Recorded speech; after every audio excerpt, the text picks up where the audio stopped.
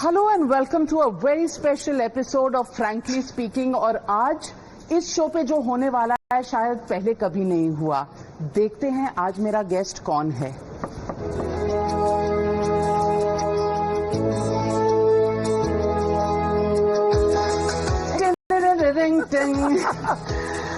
तुलसी स्मृति ईरानी, क्या कहूँ मैं आपको। Nice to see you. आप संस्कारी बहू हैं तो मैं आपको जय श्री कृष्ण, नमस्कार, प्रणाम कहूंगी। आइए प्लीज। न्यू सराउंडिंग्स आपके लिए स्मृति ईरानी जी या तुलसी जी, आज आपको क्या कहूँ। 25 साल बाद ये रोल, उफ, व्हाट्स हैपनिंग। आप हैं कौन? आप तुलसी हैं, आप स्मृति ईरानी पॉलिटिशियन हैं, आप हैं कौन?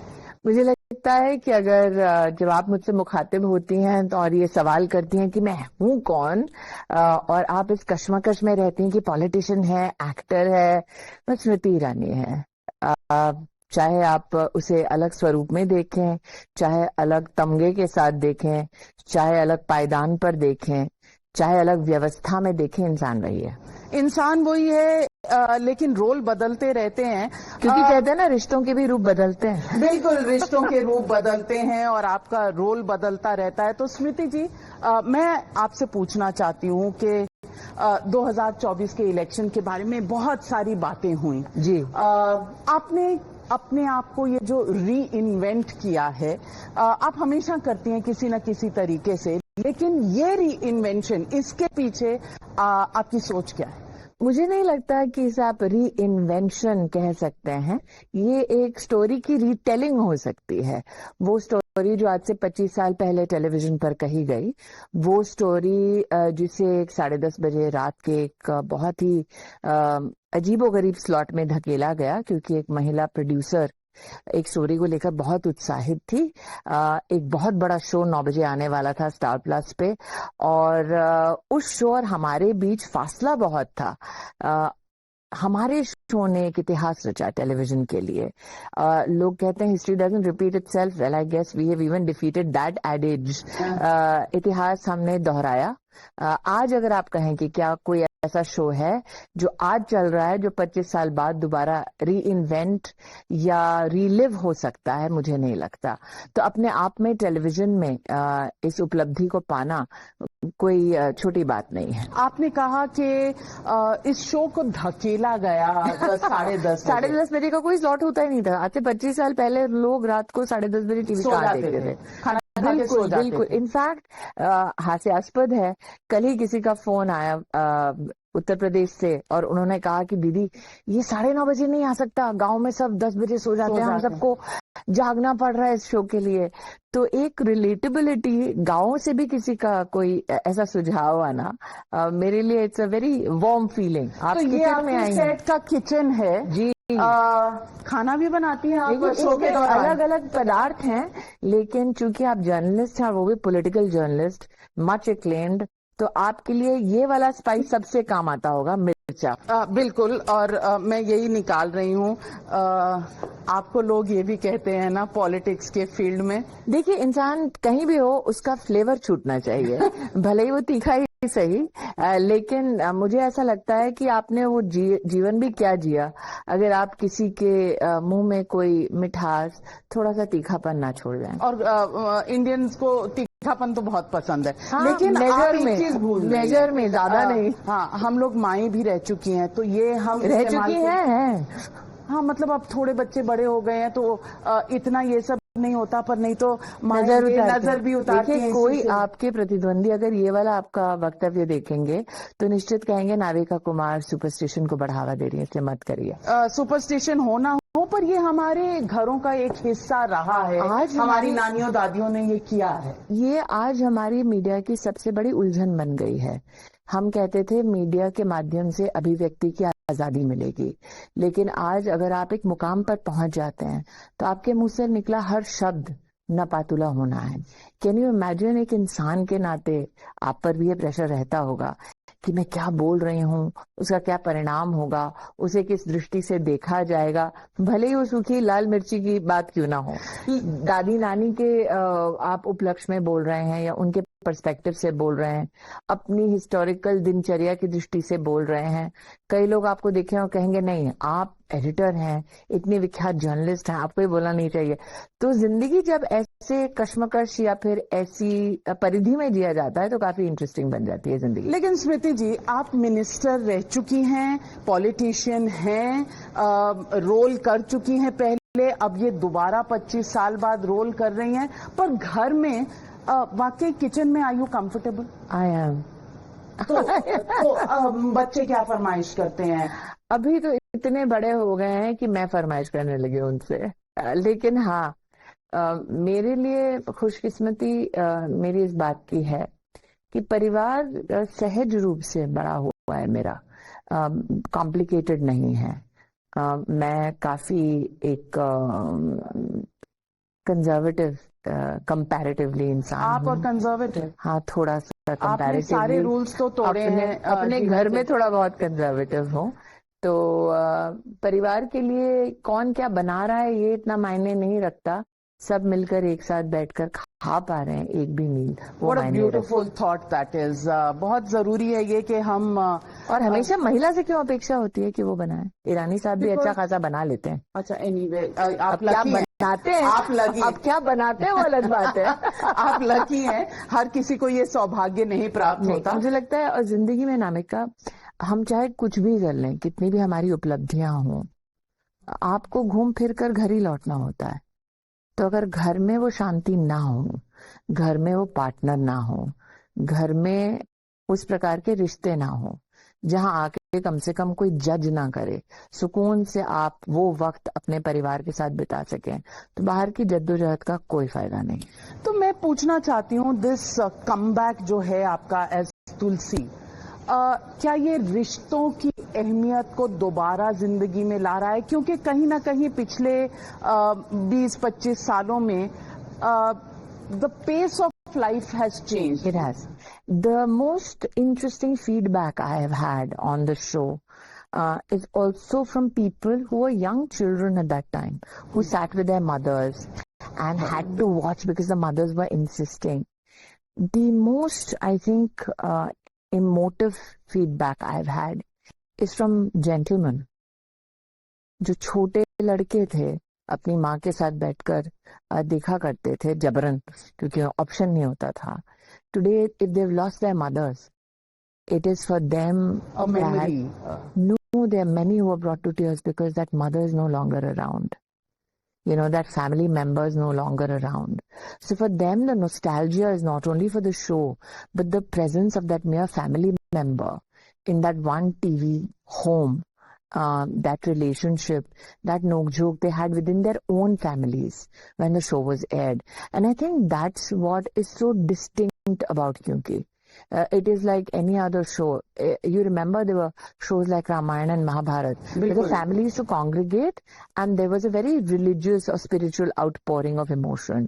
With Kyunki, it was a quintessential joint family khit-pit, and after shows like Bunyad and Hum Log, this generation had not seen this kind of a family setup and family drama.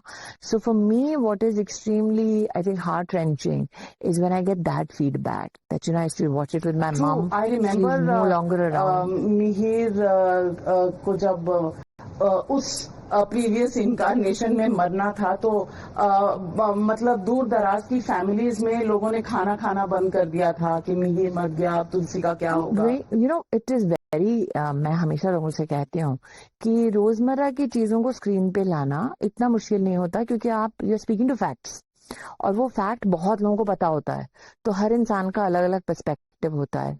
एक मनगढ़ंत कहानी, एक काल्पनिक परिवार को आप इतना real बना देते हैं कि लोग उससे मतलब फिर इतना रिलेट करने लगते हैं कि उनको वो हर चीज नई लगती है, जहां पर उनकी मानसिकता, उनकी रियलिटी उस अनरियल सिचुएशन में कहीं मेल खाती है, कहीं विपरीत परिस्थिति बन जाती है। So it's a very interesting, you know, psychological outcome that the show gives. वो जो दीवार है जहां पूरे परिवार की तस्वीरें हैं, बा को तो कोई नहीं भूल सकता। Shivpuri is no longer amongst us. Yes. But a very acclaimed actor. Om Shivpuri ji की धर्मपत्नी और अपने समय में थिएटर हो, टेलीविजन हो, फिल्म्स हो, उन्होंने एक अमिट एक छाप छोड़ी है। और मुझे याद है 25 साल पहले सुधा जी बैठकर आपकी आवाज में एक लहजा क्या होता है, इमोशन क्या होता है, कि इंसान तुम्हें टीवी पे देखे ना देखे, तुम्हें अगर पहली बार सुन रहे हैं तो वो क्या खिंचाव होना चाहिए आवाज में, उसके बारे में परिचर्चा करती थी। अपरा मेहता आज भी हैं हमारे मध्य में, शो में भी आपको पहले एपिसोड में दिखी होंगी। Again a theatre actor who said that ये जो है ये मैं देखना चाहती हूँ then and now. Ladies and gentleman, ये स्मृति ईरानी है जो पॉलिटिक्स से पहले की स्मृति ईरानी है। नहीं, इस वक्त भी पॉलिटिक्स में थी। नहीं, इसके बाद इसके बाद आपको इसके बाद आपको मैं पदाधिकारी के नाते दिखाई दी। पॉलिटिकली एक्टिव तब भी थी। ये तो थोड़ी गरी सहमी है। और ये वाली जो है इतनी शायद व्यवस्थित नहीं थी कि नाविका कुमार के साथ किसी शो पर आ सके। नाविका कुमार भी तब मामूली सी रिपोर्टर थी। वही इट्स अ जर्नी। 25 साल में कितना कुछ बदलता है, लेकिन फिर भी कितना कुछ वही रहता है। आई थिंक क्योंकि I think it's also people living their journey in consequence of or in reflection of, let's say, my journey. जैसे मैंने अभी क्योंकि के सेट पे आप अपनी जर्नी जी रही हैं, तो कई लोगों के लिए वो रिलेटेबिलिटी भी होती है कि मैं उस वक्त क्या कर रहा अपने जीवन में क्या कर रहा था या क्या कर रही थी। रिलेशनशिप्स के अलावा जैसे आपने अपनी प्रोफेशनल जर्नी का उल्लेख किया, तो क्योंकि also is become that cornerstone where people are saying what was I doing 25 years ago। The fact that आप कहते हैं, can you there is nobody in politics और media who can bring you to that crossroad of your own life, where you start reflecting on your own life and on your own journey. तो स्मृति के लिए क्या क्या बदला है इन 25 सालों में? कुछ नहीं, वजन छोड़ के कुछ नहीं बदला। That's not true। आप 2014 से मंत्री रही हैं, यंगेस्ट मिनिस्टर रही हैं, और ये जो आपने कार्यभार संभाला, और आपने तो पॉलिटिक्स में ऐसे झंडे गाड़े हैं, राहुल गांधी को हराया, फिर केएल शर्मा से हारी। स्मृति ईरानी का ये पहलू और स्मृति ईरानी का वो पहलू अलग अलग किरदार हैं या कहीं ना कहीं आकर सिमटते हैं? दिमाग में क्या चलता है? द फैक्ट कि आप 25 साल बाद भी मुझे डिसाइफर करने की कोशिश कर रही हैं, एक पब्लिक पर्सोना के नाते एक उपलब्धि से कम नहीं है। आज की भागदौड़ की जिंदगी में जब टेक्नोलॉजी हर पब्लिक पर्सोना का आपको हर अंश बताता है कि उनकी सोच क्या है, वो किस दिशा में जाने वाले हैं, आपको ये कंक्लूड करने पर मजबूर कर देता है कि ये तो यही करेंगी। The fact that you still deciphering कि what about Smriti Irani, the fact that predictable आप नहीं है, ये तो आपके पार्टी वाले भी कह देंगे। मुझे लगता है कि आप जिंदगी 4 लाइनों के बीच में नहीं जी सकते। आप जिंदगी किसी और के दृष्टिकोण से नहीं जी सकते। आप जिंदगी अगर किसी और की अपेक्षाओं के अनुरूप जीने की कोशिश करेंगे तो आपकी जिंदगी नहीं है, वो किसी और की जिंदगी, किसी और का प्लान आप जी रहे हैं, आप अपने ही जीवन में फिर कैदी हैं। तो जिन लोगों को इस बात का इल्म नहीं कि आप कैसे स्वेच्छा से स्वावलंबी जीवन जी सकते हैं, शायद उनको मैं अनप्रिडिक्टेबल लगती होंगी। जिन लोगों को आदत नहीं कि कुछ लोग हैं धरती पर जो दुआ सलाम नहीं करते, जो मक्खन नहीं लगाते, जिनका जीवन मात्र इस केंद्र बिंदु पर नहीं चलता। आप में मक्खन लगाना आप पड़ता क्या है? सोचते हैं? मैंने मेरी पार्टी का उल्लेख नहीं किया। जिन जिन लोगों ने मुझे अनप्रिडिक्टेबल कहा होगा आपसे, वो निश्चित रूप से उस प्रकार की परिधि में जीते होंगे जिनकी एक्सपेक्टेशन ये होती होगी कि ये किया आपने तो जीवन भर यही करते रहेंगे। मेरी पार्टी, मेरा लीडरशिप भली भांति जानता है कि मुझे जब जब जिम्मेदारियां दी जाती हैं, मैं उन जिम्मेदारियों पर खरी उतरती हूँ। तो मेरी लीडरशिप से आपने कभी ये सुना नहीं होगा। तो आपने जब ये, क्योंकि मेरी लीडरशिप ने नाविका जी मुझे हर कदम पर परखा है और मैंने अपनी लीडरशिप को कभी मायूस नहीं किया। मेरी लीडरशिप ने मुझे मुश्किल परिस्थितियों में भी झोंका है और मैंने वहां भी अपने लीडरशिप का झंडा बुलंद रखा है। तो ये कभी भी मेरे किसी लीडर से और परिपक्व व्यक्ति से आपने नहीं सुना होगा, ये किसी कंटैंकरस व्यक्ति से सुना होगा। और ये ठीक भी है फिर, क्योंकि एक परिपक्व व्यक्ति इस निष्कर्ष पर नहीं पहुंचता। कंटैंकरस लोग जिनको आदत होती है कि सब प्रिडिक्टेबल और बोरिंग हो, उनका ये बोरिंग तो नहीं पर्सपेक्टिव हो हो सकती। सकता है। ये तो आई थिंक आपको जो भी थोड़ा सा जानता हो या ज्यादा जानता हो, वो आपको बोरिंग तो नहीं कहेगा, बिकॉज हर चीज आपकी एक्साइटिंग और हमेशा भी तो जिंदगी है। अगर वो जिंदगी भी भरपूर ना जिए तो जिंदगी किस काम की। तो इतना सस्पेंस नहीं है। मैंने जो भी निर्णय लिए सार्वजनिक लिए। मैंने ऐसा नहीं है कि किसी कोने में छुप के कुछ किया हो। तो मैंने ये जो सार्वजनिक तुलसी आप दोबारा बनी है, क्योंकि बहुत कम लोग पॉलिटिकल करियर के बाद वापस ऐसा कमबैक करते हैं। शायद वो इतने अश्योर्ड नहीं है। मैं बहुत ही सेल्फ अश्योर्ड हूँ। मैंने पॉलिटिक्स में अपने लीडरशिप से बात की थी। मेरा लीडरशिप मुझे बंदी नहीं मानता ना। मेरा लीडरशिप जानता है पर परमिशन नहीं चाहिए होती कि मैं। आप ये सोच रहे हैं कि मेरा लीडरशिप गेस्टापो, ऐसा नहीं है।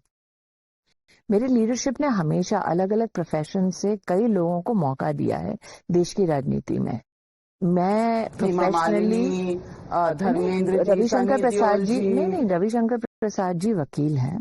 हमारी पार्टी में कई नेता ऐसे भी हैं जो टीचर्स हैं, कई नेता ऐसे हैं जो प्रोफेसर्स हैं, कई नेता ऐसा हैं जो सीएस हैं, सीएस हैं, आईटी सेक्टर से हैं। तो सिर्फ एक्टर्स हैं ऐसा नहीं है। इशू ये है कि आप चाहे किसी भी फील्ड में हो, जब आपको राजनीतिक जिम्मेदारी दी जाती है तो क्या आप उस आउटकम, उस परिणाम तक पहुंचते हैं कि नहीं पहुंचते। फर्क यह है कि रविशंकर जी जैसे कोर्ट में हाजिर होते हैं वकील के नाते, तो वो आर्कलाइट्स में दिखते नहीं है। मैं एक्टर हूं तो मैं दिख जाती हूँ। फर्क यह है कि अगर कोई सीए है मेरी पार्टी में तो उसकी प्रैक्टिस आपको टेलीविजन पे दिखेगी नहीं। आपको वो जब प्रवक्ता के नाते या प्रतिनिधि के नाते आएंगे, आप उनको सिर्फ उतने में मेजर कर पाएंगे। पर ये तो है ना कि तो जीवन में जो दिखता है उससे सवाल भी बहुत होते हैं। नहीं, उसमें गलती नहीं है। मैं नहीं कह रही उसमें गलती। आज पार्लियामेंट में विपक्ष में हो या सत्ता पक्ष में हो, कई लोग हैं जो पढ़ाते भी हैं, अलग वोकेशंस में भी हैं, वो अपने वोकेशंस डिक्लेयर करते हैं। फर्क इतना उनमें और मुझ में कि मैं एक ऐसे वोकेशन में हूँ जहाँ कैमराज हैं, दूसरा मैं एक ऐसे वोकेशन में हूँ जहाँ पर न सिर्फ कैमराज हैं पर जहाँ पर मैं वहां पर भी सक्सीड हुई हूँ। तो ये फर्क है। तो पिछले हफ्ते भर के तो रेटिंग्स आ गए होंगे। What is the feedback that you are getting? मैं सिर्फ टेलीविजन की रेटिंग्स पे निर्भर मैंने कभी नहीं किया। हम ओटीटी पे भी हैं, तो ये पहली बार मेरी जीवन में हुआ। मैंने ओटीटी में कभी कोई काम नहीं किया था, पहली बार मैं ओटीटी में अपने आप को देख रही हूँ। लेकिन यहाँ रेटिंग्स का सवाल आ रहा है नाविका जी, वो स्टैंडर्ड हमने ऑलरेडी सेट कर दिया। हम 31 की रेटिंग पे थे। आज कोई भी टेलीविजन नेटवर्क पे कोई भी कार्यक्रम ऐसा नहीं है जो मेरी उस रेटिंग तक पहुंच पाए। सबसे खराब में खराब रेटिंग हमारी 22 थी। आज टेलीविजन में कोई नहीं है जो 22 पे भी पहुंच जाए। जब मुझे होता था अरे हम कितना खराब है, तो 8 बार हमने हर साल सोच रही थी कि हर थर्सडे वो जो रेटिंग्स आती है टेलीविजन में, हमारे चैनल्स की भी, जब आपके ऊपर भी वही। एक तो आईएनबी मिनिस्टर आप रह चुकी हैं, और रेटिंग्स का प्रेशर आप पे होगा, ये सोच के मैं बहुत खुश हो रही थी। नहीं, क्योंकि मैंने वो स्टैंडर्ड सेट कर दिया। जिस दिन आप हाँ मंदिर में जा रहे हैं, थैंक यू। तो जिस दिन आप 31 की रेटिंग सेट करें या 22 की रेटिंग सेट करें, उसके बाद आपको रेटिंग का भय नहीं रहता। लेकिन तब की वो रेटिंग, और इसीलिए मुझे लगता है हिस्टोरिकल थी कि तब कोई सोशल मीडिया नहीं था प्रचलित करने के लिए कार्यक्रम। तब कोई हमारा इंटरव्यू नहीं करता था, कोई होर्डिंग नहीं लगाता था, तो वो रेटिंग और मुश्किल होता था। तब हमने 8 साल सतत सारे अवार्ड्स जीते। इंडियन टेलीविजन एकेडमी का हो, इंडियन टेली अवार्ड्स हो। ये बिल्कुल असली घंटी। और ये श्री कृष्ण जी तो मैंने आपके ठाकुर जी आपके घर पर भी शायद देखा है मैंने। आप नाथद्वारा में है, विराजते हैं। आप कृष्ण भक्त हैं? मैं हूँ। It is I think it's a very ऐसा संयोग है कि जिस घर में मैं पहली बार बम्बई आई और उस घर का नाम, उस बिल्डिंग का नाम शांति निकेतन था। इस घर का नाम, जो काल्पनिक सीरियल है, वो भी शांति निकेतन है। वर्तमान में दिल्ली में मैं जहाँ रहती हूँ वो भी शांति निकेतन है। ओके, तो ये पहले से था या नहीं, अब पहले से कैसे होगा? नहीं, ये सेट, अच्छा, ये तुलसी के समय से शांति निकेतन हाँ, ये है। तुलसी के समय से शांति निकेतन है। और मैं जहाँ दिल्ली में, मुझे कहाँ पता था कि 24 का ये परिणाम होगा, मैं दिल्ली में शांति निकेतन में रहूंगी। इनफैक्ट एकता कपूर के प्रोडक्शन हाउस के लिए बड़ा अजीब था, आप शांति निकेतन में रहते हो? मैंने कहा हाँ। सुन, भगवान वो रास्ते बनाता है और कैसे रास्ते बनाता है। प्लान, एक स्क्रिप्ट राइटर वो हैं और कोई मेरे जीवन में वही स्क्रिप्ट राइटर हैं। देखिए, मैं जिन परिस्थितियों से आती हूँ वहां पर कोई कैबिनेट मिनिस्टर तो क्या, एमपी तो क्या, एमएलए तो क्या, पार्षद भी नहीं बनता। मैं जिन परिस्थितियों से आती हूँ वहां पर ये साड़ी, ये गहना पहनना, इतना किसी का बजट नहीं होता। मैं जिन परिस्थितियों से आती हूँ वहां पर एक घर होना दिल्ली में वो संभव नहीं होता। मैं जिन परिस्थितियों से आती हूँ वहां पर देश के प्रधानमंत्री, राष्ट्रपति, गृह मंत्री, देश के रक्षा मंत्री, इनको जानना, इनसे बात करना तो दूर, उनके साथ में खड़े होकर फोटो लेने की भी औकात नहीं होती। तो मुझे लगता है कि जेन्युइनली प्रभु की अगर असीम कृपा नहीं होती तो मैं यहाँ नहीं होती। आपने इतनी पॉलिटिक्स देखी है, संभव नहीं था 2019 का चुनाव अमेठी से जीतना, क्योंकि वो अनविनेबल सीट है। वहां पर दिग्गजों की जमानतें जब्त हुई हैं, मेरी कभी जमानत जब्त नहीं हुई वहां पे। शरद यादव वहां से लड़े हैं, आई थिंक काशीराम जी भी शायद लड़े हैं, मैंने कहा गांधी लड़ी हैं। लोगों की, दिग्गज नेताओं की जमानतें जहां से जब्त हो, वहां पे जीतना वो भगवान के अलावा और कोई संभव नहीं करा सकता। लेकिन 2024 की हार, 14 में भी हार हुई थी, बट जीत के हारना, हार के जीतने वालों को तो बाजीगर कहते हैं, लेकिन जीत के हारने वाले को क्या कहते हैं? जीत के बाद हारना। और मैं हमेशा कहती हूँ कि किस्मत सिर्फ जीत नहीं लिखती, कई बार हार लिखती है। मैं 2004 में भी हारी थी दिल्ली में। जी, आप सोचिए, मैं कपिल सिब्बल के खिलाफ चुनाव लड़ी थी 2004 में। अगर 2004 का चुनाव जीतती तो क्या 14 में अमेठी लड़ती? Good question. No, it's a fact, नहीं लड़ती, because life would have been different. 2004 में मैं जीतती, मेरी पार्टी सत्ता में नहीं थी। आप सोचिए, मैं विपक्ष की नेता रहती, क्या हाल होता। और 2004 में जब अगर जीत जाती तो फिर तुलसी का क्या होता? हाँ, ये होता तो वो होता, फिर वो होता तो ये होता। तो क्या पता आज से 5 साल बाद आप कहती अरे 24 में नहीं हारती तो ये नहीं करती, क्या पता आप तब इंटरव्यू करने आए। तो आप 2029 में तुलसी होंगी या वापस? वो तो ठाकुर जी जाने, कब कहाँ क्या होंगे वो ठाकुर जी जाने। लेकिन आज की पॉलिटिक्स जी, आप आई एम श्योर पार्लियामेंट देखते रहती हैं। ट्रम्प 32 बार क्या कह रहे हैं, 33 बार क्या कह रहे हैं, 34 बार क्या कह रहे हैं। आई थिंक भारत ने कल जो स्टेटमेंट दिया है रशियन ऑयल परचेज के संदर्भ में, वो अपने आप में बहुत सारी भूमिकाओं को दर्शाता है। बहुत ही मेजर्ड स्टेटमेंट है भारत का। मैंने हमेशा मंत्री के नाते भी कहा है कि इंटरनल सिक्योरिटी पे एमएचए और जियोपॉलिटिकल पोजीशंस जो हिंदुस्तान की हैं उस पे एमईए को ही बोलना चाहिए। लेकिन नागरिक के नाते मुझे लगता है, आप अगर कहते हैं कि आप चौथी सबसे बड़ी अर्थव्यवस्था बन चुके हैं, आपके देश के प्रधानमंत्री बार बार इस बात का उल्लेख करते हैं कि हम तीसरी, दूसरी, पहली पायदान तक पहुंचना चाहते हैं, तो ये स्वाभाविक है कि जियोपॉलिटिकली अब आपको एक नए दृष्टिकोण से देखा जाएगा। ये स्वाभाविक है कि जिन पायदानों पर आप पहुंचना चाहते हैं वहां के लोग नहीं चाहेंगे कि आप बड़ी आसानी से उन उपलब्धियों तक पहुंचे। कल का स्टेटमेंट हर हिंदुस्तानी को पढ़ना चाहिए। लेकिन सवाल उठते हैं, और सवाल ये उठने भी चाहिए, वो संसद का स्वभाव है। संसद बनी ही उसके लिए है कि सवाल उठे और सरकारों का जवाब। बाहर आम आदमी भी पूछता है कि कल तक ट्रंप हमारा बेस्ट फ्रेंड था, आज रोज सुबह होके कुछ क्योंकि सास भी कभी बहू थी, थोड़ा एक सास, क्योंकि ट्रंप भी कभी दोस्त था। हाँ, ट्रंप भी कभी दोस्त था। मुझे लगता है कि वो अपने देश के हिसाब से उनको जो स्ट्रैटेजी उनके देश के लिए ठीक लगती है वो कर रहे हैं। हमारे देश के प्रधानमंत्री, हमारे देश की सरकार, हमारे देश की अर्थव्यवस्था या सिक्योरिटी नीड्स के लिए जो दरकार है वो पोजीशंस ले रहे हैं। इंटरनली ट्रांजैक्शनली ट्रेड डील में क्या परिचर्चाएं हो रही हैं वो ना आप जानती है ना मैं जानती हूँ। मुझे लगता है कि नहीं फूल हार्डी होगा इस प्रकार का स्टेटमेंट देना just so that I can grab a headline. मुझे लगता है नेगोशिएशंस अपने आप में बहुत समय लगाती हैं। मुझे ये भी लगता है कि बहुत स्पेकुलेशन है एग्रीकल्चर और डेयरी सेक्टर को लेकर।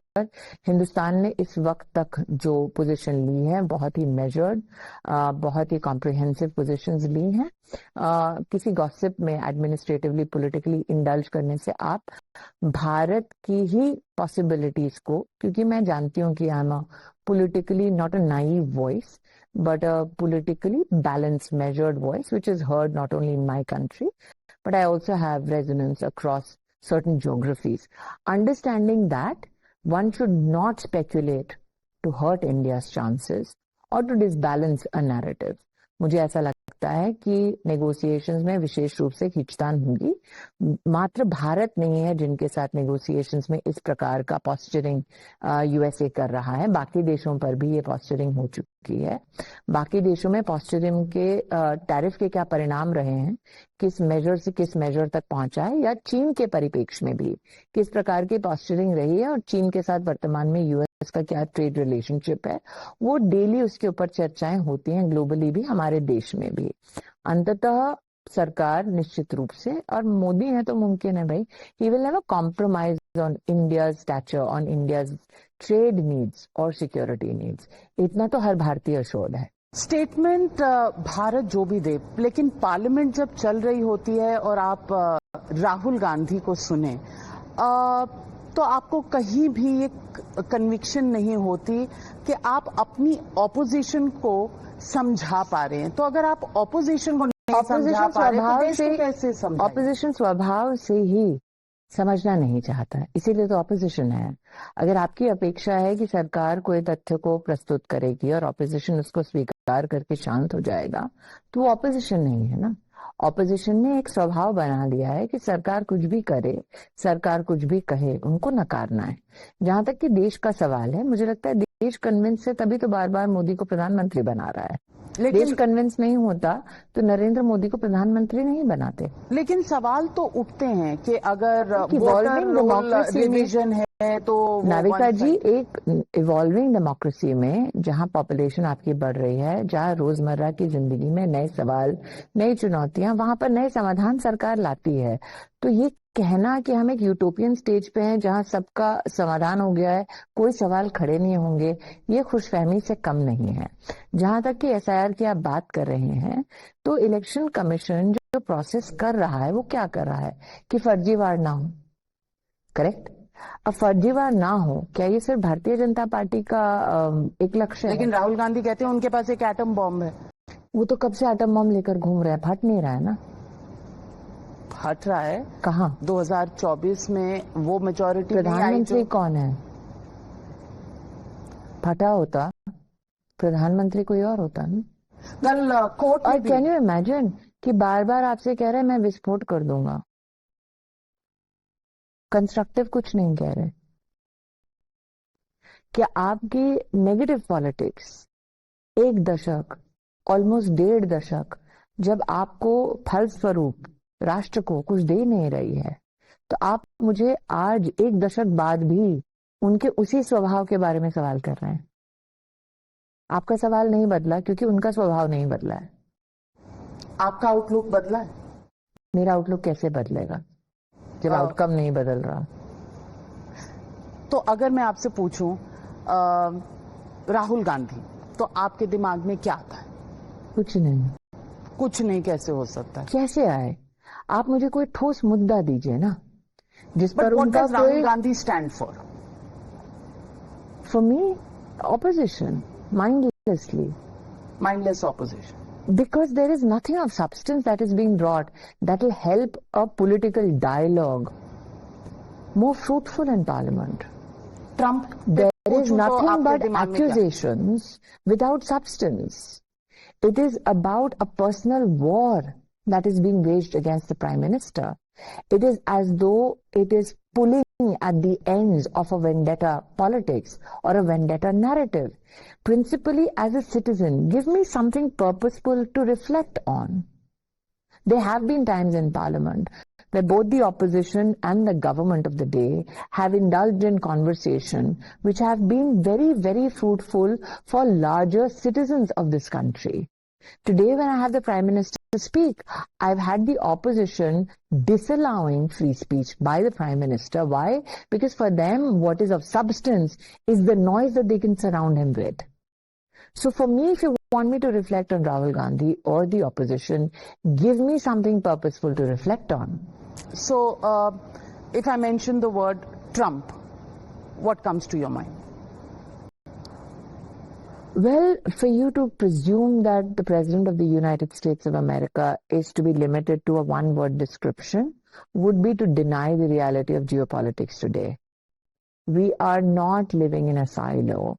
We are living as a part of a larger geopolitical narrative where the US is in heavy debt, where the US is reimagining its own trade policy, where the US is reimagining its own geopolitical purpose, where the European Union vis-a-vis the US, where the Russia-Ukraine conflict vis-a-vis how it was played out when the presidency began as compared to where it stands today, it evolves every second day. So for me as an Indian, especially who is a part of the Bharatiya Janata Party, who has served in the cabinet with Prime Minister Modi, how irresponsible would it be if I give you certain adjectives which will sound very pleasant for the domestic audience, but may become unpleasant for negotiators on the table right now? But where does this leave India? The daily It leaves India in safe hands of Narendra Modi. Please be assured of it. What do you think? This is not a Prime Minister who is in some way dented by daily proclamations. This is a very, very experienced statesperson, a very, very experienced administrator, politician, who knows exactly what the country needs, who knows exactly at what crossroads we are at geopolitically, who knows exactly what is needed for not only domestic consumption, not only domestic economy, but also what India can deliver for the world. We have proven our case time and again. Operation Sindoor. A huge success. In which case, why is this talk about shooting down our planes something that we shy away from? I think I would rather go by the DHAMO statements. I think I would rather go by the government statements and not pontificate on why this and why that. Shashi Tharoor. What of him? What do you think of him? Why do I need to think anything? He's a friend of the BJP in recent times. Is he going to join the BJP? Do you know how many friends BJP has? And the fact that he was not allowed to speak in Parliament? That is for the Congress to opine on. That's not my issue. That's not my party. But freedom of speech and Manish Tiwari and Shashi Tharoor... The dichotomy in which the Congress party lives is something you've reported on for years on end. That should not surprise you. I think Mr. Tiwari's statement that his silence is to be read is very statesmanlike. But that is not my issue. That's not my party. Those are not, unfortunately, I will sound very rude, those are not my people to opine on. Saffron terror. Saffron and terror never go together. I think the courts now have opined on it as well. You have yourself reported on your channel as to how there was this insistence by the UPA to ensure that saffron as a way of life, Hinduism as a way of life, as a way of religion, spirituality is besmirched. That is now being exposed, and rightly so. But the fact that there are two verdicts in 1 week, one of the Mumbai train blast where everybody is let off, one of the saffron terror case where everybody is let off, what does that tell you about the investigation process and bringing to justice those who have perpetrated these terror attacks? I think that based on the evidence the judges have opined, and for me to reimagine the opinion of the judiciary again would be foolhardy. But I think there is understandably a conversation across the country, not only on investigation processes, but also outcomes that people desire. But fundamentally, a democracy where judiciary is independent to opine on the basis of evidence is the very fundamental foundation that gives us strength. So for me, if there is a verdict that needs to be challenged and an ultimate judicial outcome that we seek, that happens from the Supreme Court. If everybody starts opining, especially in politics, about how a court should function, then you will have opinions from the court as to how politicians and parliament should function. Well, the four pillars of democracy, next somebody will tell you how to run your news hour. So I think that as a democratic nation, it is best that we, who are different pillars of democracy, function transparently and to the best of our ability. But the Supreme Court yesterday, in the Rahul Gandhi case, defamation case on pitai ho gayi army walon ki, and China has taken 2,000. It said that the leader of opposition should speak in parliament, not in social media. There is a debate that has now emerged on that. Should politicians not speak on social media? All of you देखिए, do. आप जब एक constitutional position पे होते हैं तो आपकी एक जिम्मेदारी होती है. एक regular run of the mill politician और एक पॉलिटिशियन जो एक संवैधानिक पायदान पर है, पद पर है, उसमें थोड़ा फर्क होता है. क्योंकि आपकी ओपिनियन तब आप तक सीमित नहीं रहती. आपकी ओपिनियन या आपका रिफ्लेक्शन फिर भारत की ओपिनियन, भारत का रिफ्लेक्शन, भारत में भारत के लोग भारत के बारे में क्या चर्चाएं कर रहे हैं इंटरनेशनली, फिर उसे एक इंस्ट्रूमेंट के नाते इस्तेमाल किया जाता है. और लीडर ऑफ ऑपोजिशन एक बहुत सम्मानित पदवी है. तो अगर भारत के लीडर ऑफ ऑपोजिशन ने भारत की सेना का इस प्रकार से उपहास किया है या इस प्रकार से बहुत ही निम्न स्तर के शब्दों का इस्तेमाल किया है, तो लिटरली वो एक औजार बन जाता है, वो एक शस्त्र बन जाता है दुश्मन के हाथों में. इस बात की मुझे लगता है अंडरस्टैंडिंग हर इंटेलिजेंट पॉलिटिशियन में है. Except? There are always exceptions. Smriti Irani ji, this was a very surreal interview. A very surreal interview. We just seamlessly went from the drawing board of Kyunki Saas Bhi Kabhi Bahu Thi to this conversation of deep politics. इतना आसान होता है क्या कि आप seamlessly दोनों मुद्दों, दोनों किरदारों के बीच में शफल कर लेती हैं? I can understand कि बहुत शायद किसी ने मेरे अलावा किया नहीं है, तो इसलिए मैं थोड़े से आपको डिस्टिंक्ट लगती हूँ. बट आई बिलीव दैट आप देशी राजनीति में आते क्यों हैं? आप इसलिए आते हैं क्योंकि आप अपने देश के लिए अपनी ओर से क्या कर सकते हैं. आप उस स्वभाव या उस इच्छा या उस संकल्प के साथ आते हैं. आज से 25 साल पहले मैं देशी राजनीति में क्यों आई थी? मैं चाहती थी कि मैं पॉलिसी में हस्तक्षेप कर सकूं या पॉलिसी में योगदान दे सकूं. मेरा सौभाग्य रहा कि प्रधानमंत्री जी ने मुझे मौका दिया कि नेशनल एजुकेशन पॉलिसी का जो आधार है उसको स्थापित करने में, foundational documentation, foundational conversation across the country, वो करने का मुझे सौभाग्य प्राप्त हुआ. आज हमारे देश में नौजवान जब नेशनल रैंकिंग फ्रेमवर्क देखकर अपना कॉलेज या यूनिवर्सिटी वो तय करते हैं, उस फ्रेमवर्क को बनाने वाली मंत्रियों मैं रही हूँ. मेरा ये सौभाग्य है कि हमारे देश का पहला डिजिटल ऑनलाइन जो पढ़ाने का प्लेटफॉर्म है हायर एजुकेशन का स्वयं, उसको बनाने का मुझे मौका मिला. कोविड में आप रिपोर्ट कर रही थी, टेक्सटाइल मंत्री मैं थी. कितने लोगों को तो ये याद भी नहीं होगा. नहीं, मुझे याद है. आपकी साड़ियां देखकर मेरे को टेक्सटाइल जरूर याद आता है. आपको मेरी साड़ी देख के टेक्सटाइल याद है, लेकिन शायद देश में किसी को पता नहीं है पीपी किट्स बनाने में मेरा क्या योगदान रहा है. हिंदुस्तान कभी पीपी किट्स बनाता नहीं था. उस वक्त देश के प्रधानमंत्री का एक मंत्री पे विश्वास करना कि सर हम देश में बना सकते हैं. आप सोचें कि मुझे एज एन इंडिविजुअल वो कितना बड़ा चैलेंज नहीं था मेरे लिए. कितनी बड़ी आपके लिए ब्लेसिंग है कि आपका देश आप पे निर्भर करता है और आप डिलीवर करते हैं. आपके प्रधानमंत्री के लिए आप डिलीवर करते हैं.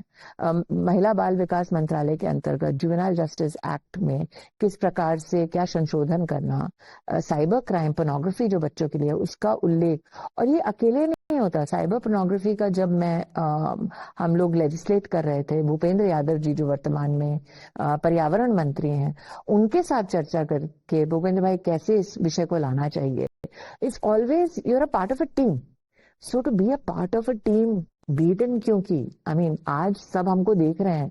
शायद ही किसी ने नाविका कुमार के मुंह से सुना होगा, टाइम्स नाउ में 300 लोग काम करते हैं जो एक प्रोग्राम पुटअप करते हैं। साध्वी कभी बहुती में 150 लोग काम करते हैं जो एक प्रोडक्ट पुटअप करते हैं। हम 450 लोगों का प्रतिनिधित्व वर्तमान में इस एक शो के माध्यम से कर रहे हैं। टेलीविजन में आज लगभग, टेलीविजन ओटीटी आप देखें तो लगभग 2 मिलियन मतलब 20 लाख लोग नौकरियां करते हैं। ये छोटी बात नहीं है। आपको एक्टर, एंकर दिखता है, ये लोग बिल्कुल नहीं दिखते। लेकिन अगर हम ढंग से अपनी नौकरी ना करें तो इन सबकी नौकरियां दांव पे लग जाती हैं। तो ये भी कोई छोटा मुकाम नहीं है। आप अगर न्यूज आवर की पॉपुलैरिटी मेंटेन करके ना रखें तो सिर्फ आप नहीं, 300 लोग सड़क पर होंगे। तो मुझे लगता है ये जिम्मेदारी है। ये फन लगता है लोगों को, और बहुत कम लोग हैं, जैसे आपने कहा ना डिवाइन स्क्रिप्ट, भगवान ने जेन्युइनली चुनकर मुझे ये मौका दिया है कि राजनीति में और मीडिया दोनों, और ये दोनों फील्ड्स महिलाओं के लिए आसान फील्ड्स नहीं माने जाते।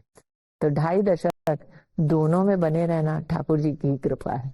बहुत सही आपने कहा कि there is divine intervention, blessing to be able to do this. लेकिन इन्फ्लेक्शन पॉइंट्स क्या रहे आपके जीवन में? अगर आप मीडिया में आई, क्या इन्फ्लेक्शन पॉइंट था और फिर उसके बाद क्या इन्फ्लेक्शन पॉइंट बना जो आप राजनीति? मुझे हर चीज में जिंदगी स्थिर हो जाए, ठहर जाए, वो थोड़ा सा अजीब लगता है। आप में अगर रेस्टलेस सोल है आप? नहीं, आप में अगर काबिलियत है तो मौके आपको तलाशते हैं। तो मुझे मौकों ने तलाशा है, वो भी भगवान की ही कृपा है, वरना कोई सड़क से लेके फर्श से अर्श तक नहीं पहुंचता। मेरे लिए ड्राइविंग पॉइंट क्या है आज, क्योंकि साध्वी कभी बहुत ही कर रहे हैं, पहले 3 एपिसोड में क्या बोला हमने कि आप 50 साल की उम्र में एक औरत पहुंचती है जो अगर गृहिणी है, बच्चे बड़े हो गए, चले गए, हस्बैंड के पास समय नहीं होता, वो अपनी कैसे दिखती है, उसके अपने व्यक्तित्व के बारे में वो क्या सोचती है, ये सारे विषय उठा रहे हैं। लड़की है अगर तो उसको क्या जीवन में झेलना पड़ता है। तो आज के सोशल इश्यूज हम लोग उठा पा रहे हैं क्योंकि हमने वो बेंचमार्क टीआरपी का स्टैंडर्ड सेट कर दिया। तो आज मैं हूं या बहुत प्रेशर होता है, शोबिज है ये, इन वन वे और द अदर। हम प्रेशर दे रहे हैं, हम ले नहीं रहे। नहीं, पर Smriti ji, you know showbiz में to look young is, there is no expectation of how I look, फिर I'm a politician. So तो वो प्रेशर नहीं है, Botox and looking good and ये ट्रांसप्लांट, वो ट्रांसप्लांट, ये सर्जरी। मैं एज एन एक्टर भी कभी अपने लुक्स के लिए नहीं जानी जाती थी, अपने क्राफ्ट के लिए जानी जाती थी। एज ए पॉलिटिशियन भी अपने क्राफ्ट के लिए जानी जाती हूँ, लुक्स के लिए नहीं। क्राफ्ट के लिए तो ऐसे जाने जाती हैं कि बहुत लोग रात को उनको डरावने सपने भी आते होंगे। No, if you're known quintessentially for your talent, if you're known for your craft, how you look then doesn't matter. And I think but it in is showbiz it does. No, for me it's very, very satisfying that I'm the one person who's broken it. It doesn't matter how I look. और आप कह रही हैं आपका show ढकेल दिया गया, Bollywood media इन मुंबई, एकता कपूर जो प्रोड्यूसर हैं जिनका ये 25 साल पहले, पर वो नेपो किड है। नहीं, नेपो किड होती तो उसको खुद स्टार बना के, नहीं नेपो किड होती तो इस बात की कोई आप इसको झुटला नहीं सकते कि वो जितेंद्र की सुपुत्री हैं। नेपो किड होती तो खुद स्टार होती, नेपो किड होती तो सिर्फ फिल्में कर रही होती। नेपो किड आके टेलीविजन में धक्के खा के जलील होके एक छोटा सा कार्यक्रम लेके नहीं जाता। तो हम जैसे लोग जो सामान्य परिवारों से हैं वो संघर्ष कर सकते हैं टेलीविजन का। टेलीविजन को तब भी इस दृष्टिकोण से नहीं, छोटा स्क्रीन बोलते थे, आज ओटीटी को बाप मानते हैं मीडिया का। तो टेलीविजन हमेशा वो क्या कहते हैं अंडरडॉग रहा है। एंड मैंने हमेशा नाविका अंडरडॉग्स की कहानियों में अंडरडॉग को जीतते देखा है। बिल्कुल, अंडरडॉग्स की रेस ही अलग होती है। मोदी भी तो अंडरडॉग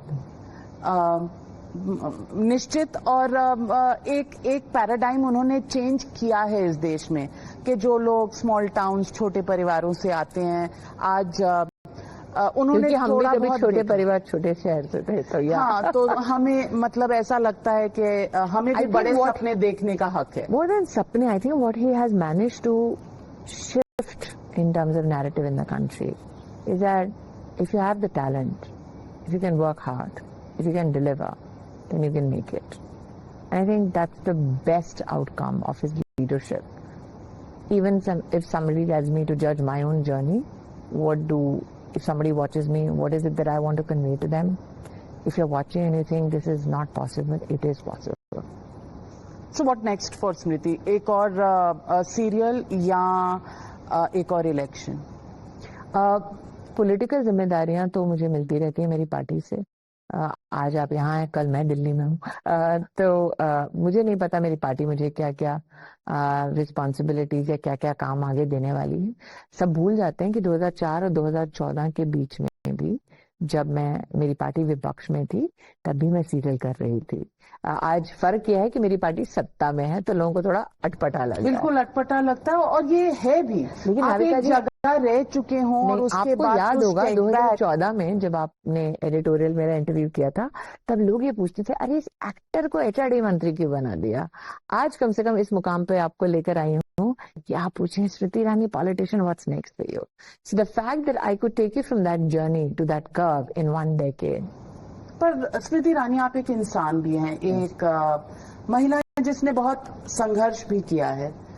कहीं थोड़ा सा तो बुरा लगता होगा कि मैं चुनाव हारी और मुझे वापस उस बैटल ग्राउंड में जाना है और जीतना है. हर किसी को लगता है कि हार के जीतना है. मुझे हार के जीतना, जीत के हारना जिंदगी में क्या सिर्फ वो मायने रखता है या जज्बा मायने रखता है जिसकी वजह से हार और जीत का फर्क नहीं पड़ता. तो आप क्या संत स्मृति ईरानी हो गई हैं? स्मृति में बहुत प्रैग्मेटिक स्मृति ईरानी. मैंने कहा ना मैं 2004 में भी तो हारी थी.